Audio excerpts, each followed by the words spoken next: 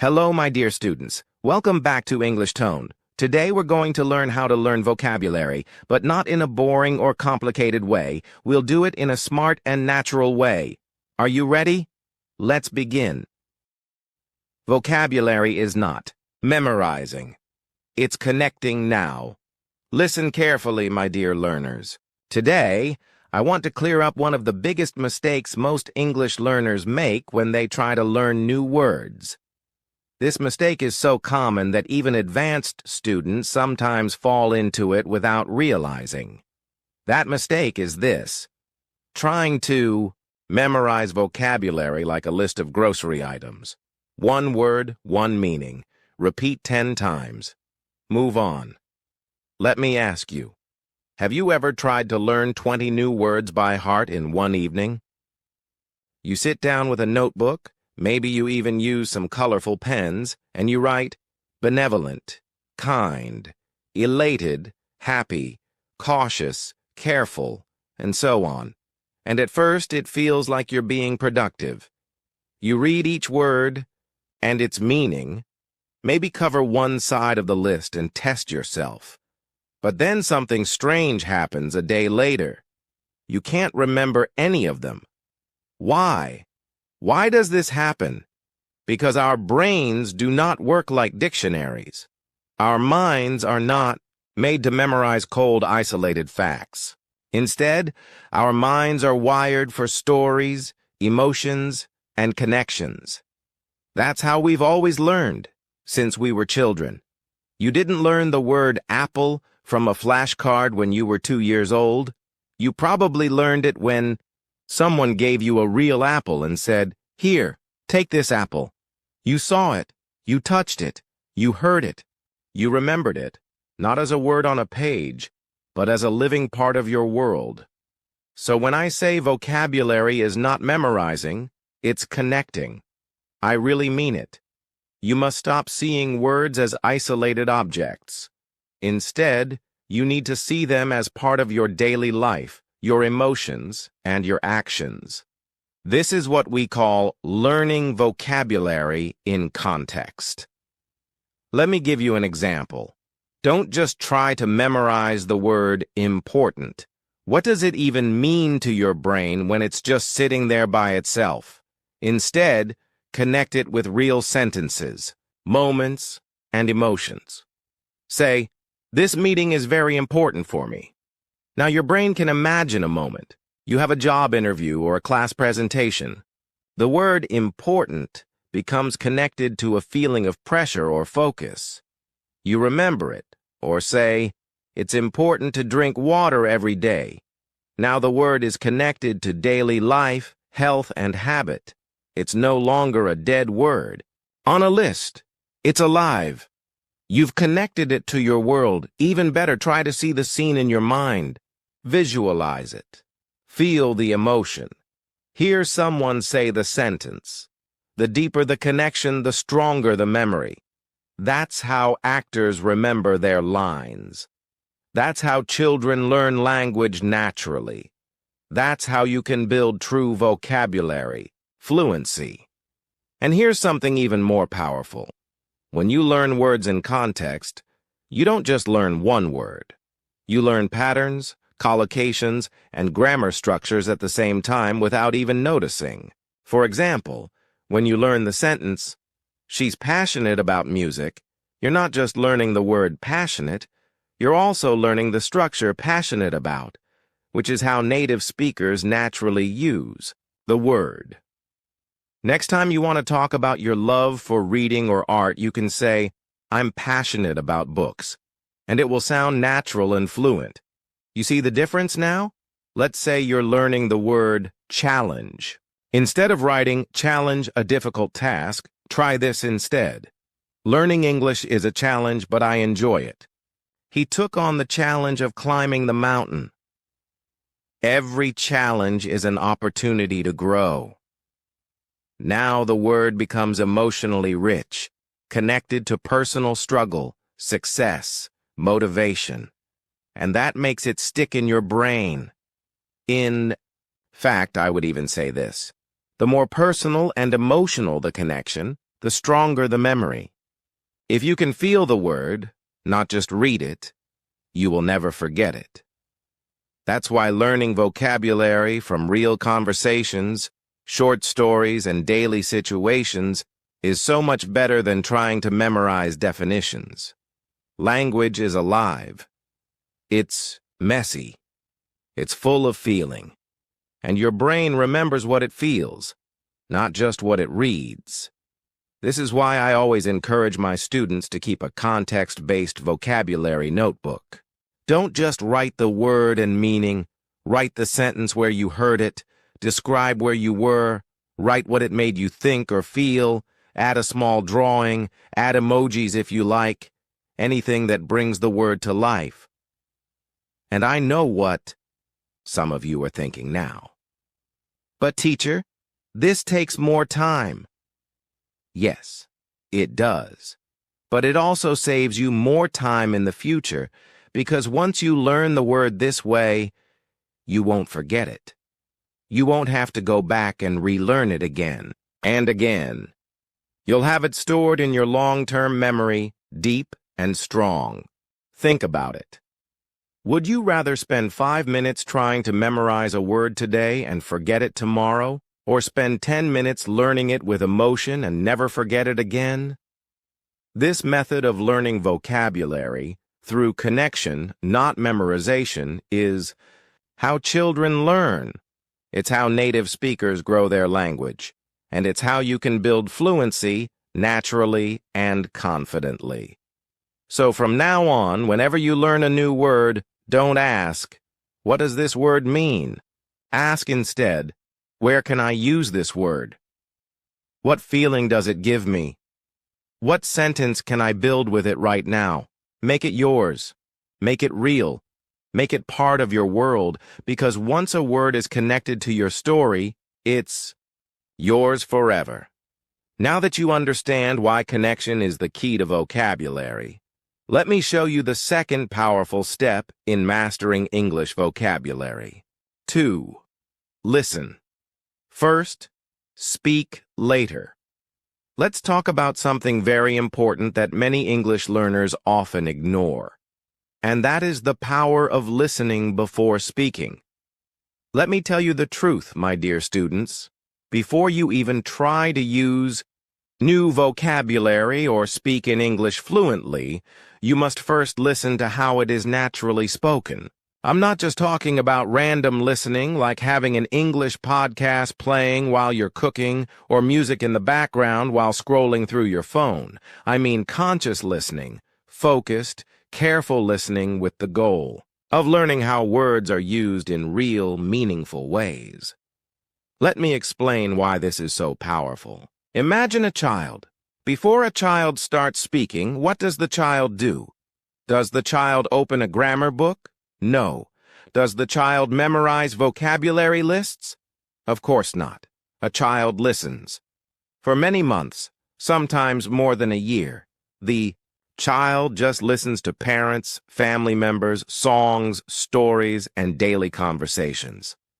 That child is doing one thing, absorbing the rhythm, tone, melody, and patterns of the language. Then one day, the child speaks. Naturally. Not perfectly, but confidently. That's exactly how your brain works, too. Even as an adult, your brain is wired to learn through listening. If you hear the same words, phrases, and expressions again and again in different situations, your brain begins to understand how to use them without memorizing anything. This is how you develop natural fluency, not forced fluency. Let me give you a practical example. Let's say you're watching a short video on YouTube, maybe a small scene from a movie or an English learning channel like English Tone. You hear a character say, "She was excited to go to the party." Now pause. Don't just listen and forget. Write that sentence down in your notebook. Repeat it out loud 3 times, slowly, clearly, confidently. Try to copy the tone, the rhythm, and the feeling of the sentence. Why are we doing this? Because your ear trains your mouth. This is something I want you to remember. Listening is not just passive. It builds the patterns in your brain that allow you to speak without overthinking. Let's go even deeper. The sentence, "She was excited to go to the party," teaches you more than just the word excited. You learn how to describe emotion. Learn sentence structure. You learn the pronunciation of excited, not just the word, but how it feels when you say it. You hear how to go to the party connects smoothly in speech. You see? One sentence teaches you so much, if you truly listen. Now, some students say, "But teacher, I listen and still don't speak well." Let me ask you this.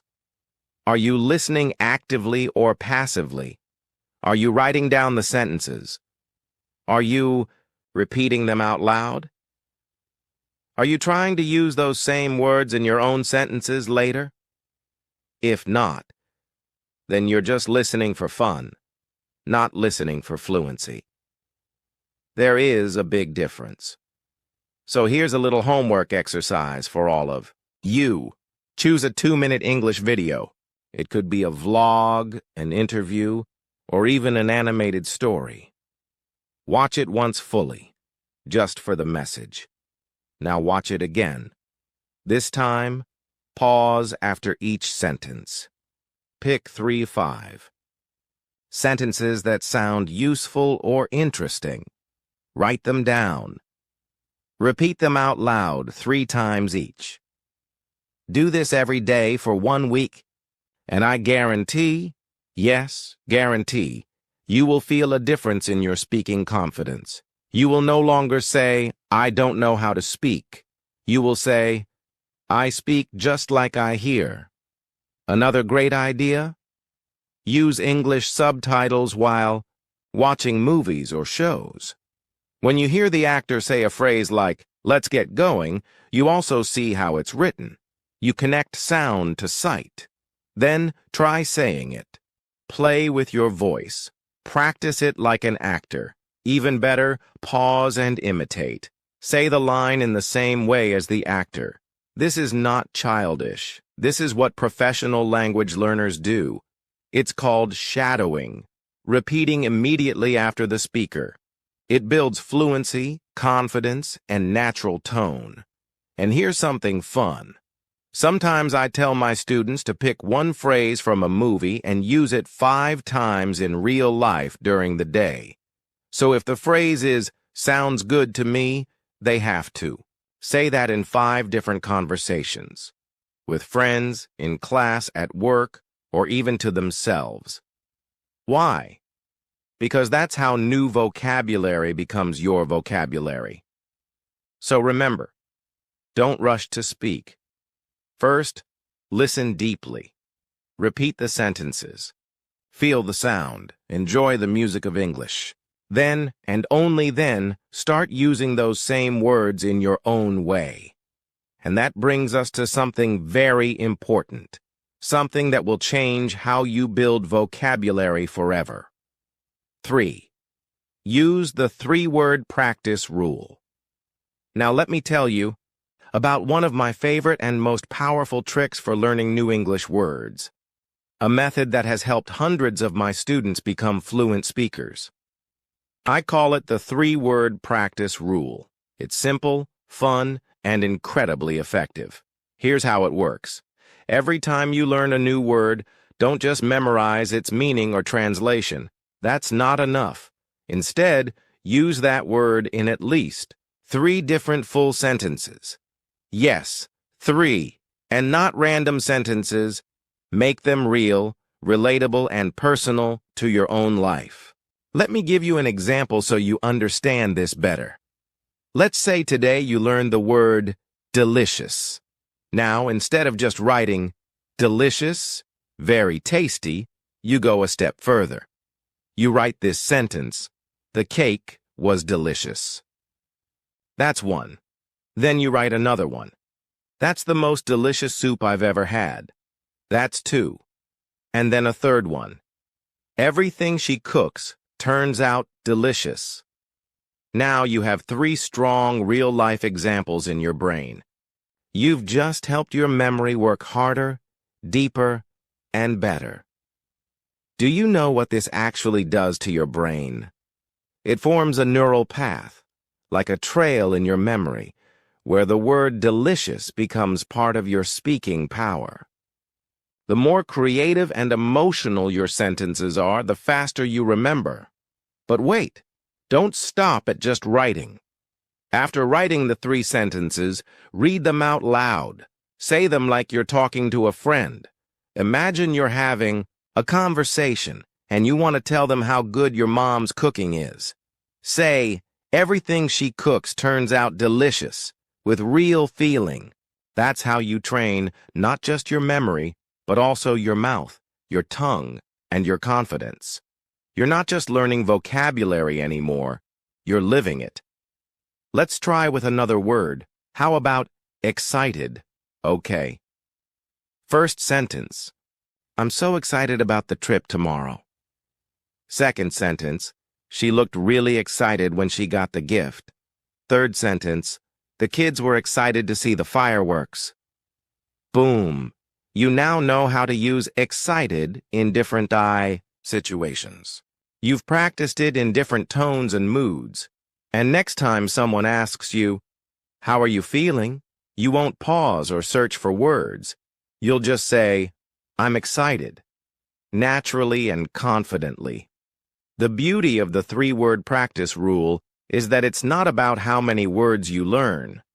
It's about how well you can use the ones you do learn. And let me be very honest with you. Fluent speakers don't use big or fancy words all the time. In fact, they mostly use simple, everyday words, but they use them correctly and confidently. That's what makes them sound fluent. So instead of trying to remember 100 words every week, just pick 3 to 5 words a day and practice them using this rule. Create your own little stories. Make them about your day, your feelings, your dreams, your food. Anything personal. Because when a word is personal, it becomes permanent. Now some of you may ask, "Teacher, should I write them in a notebook or on my phone?" My answer is anywhere that you'll use regularly.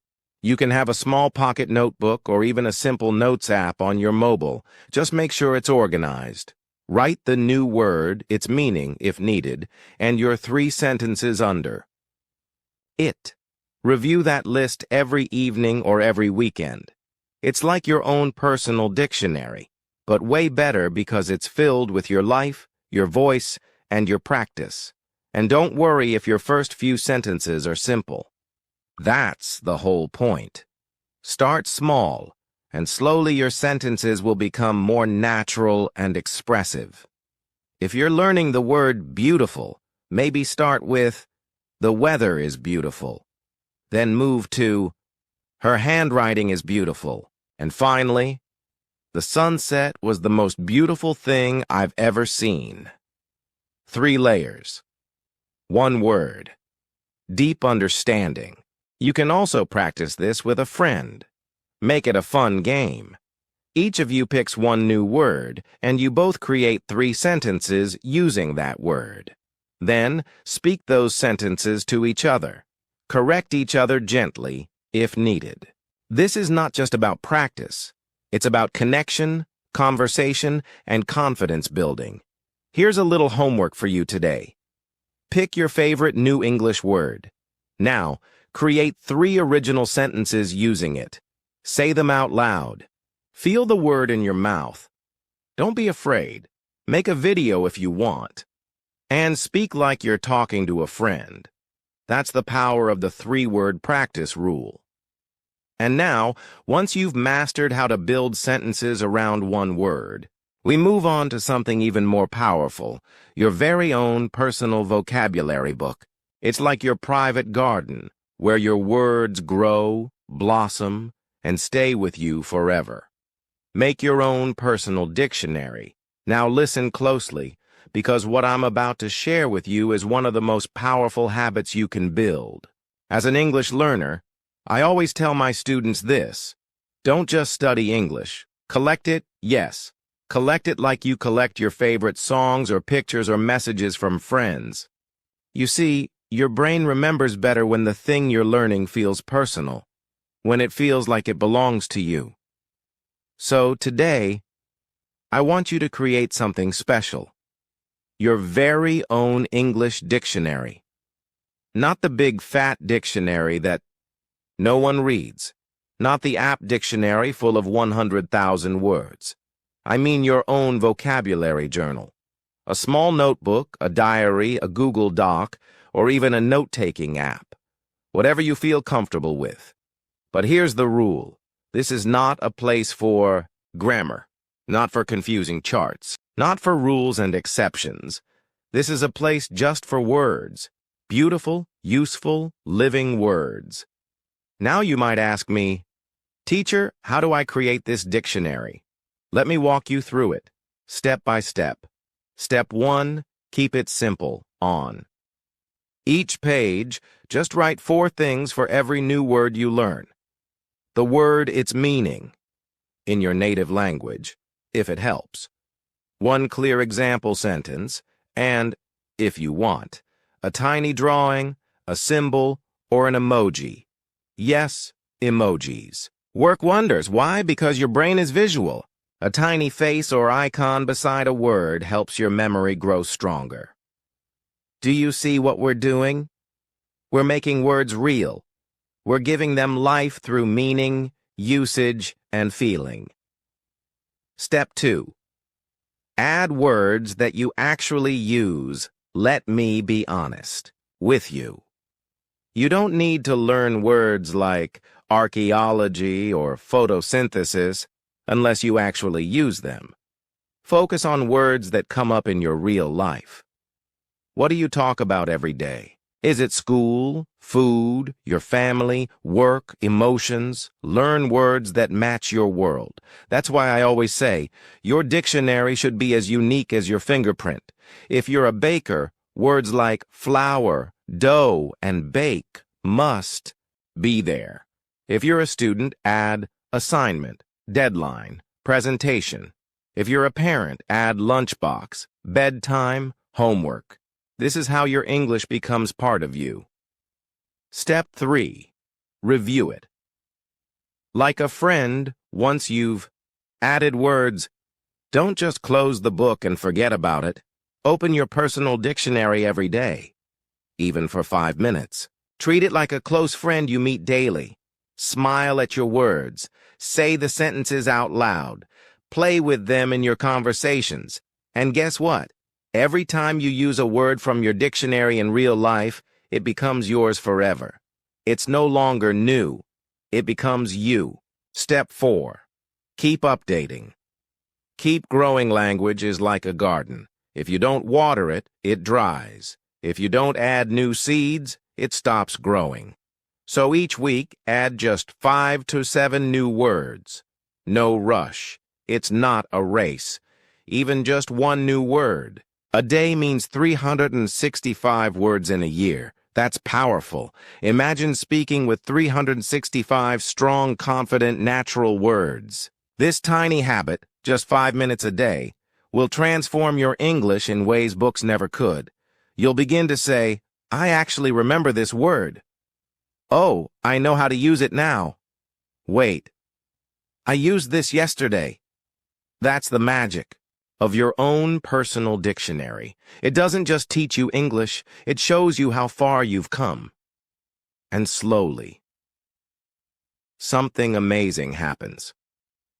You stop thinking about words. You start feeling them. That leads us into our final and most exciting part of today's class, a moment that all of us dream of reaching. 5. Play with words. Daily, not just study. Them words are like friends. The more time you spend with them, the closer they stay with you. So don't just study words like school homework.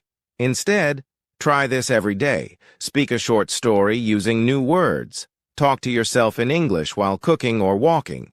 Use flashcards, physical or apps like Anki or Quizlet.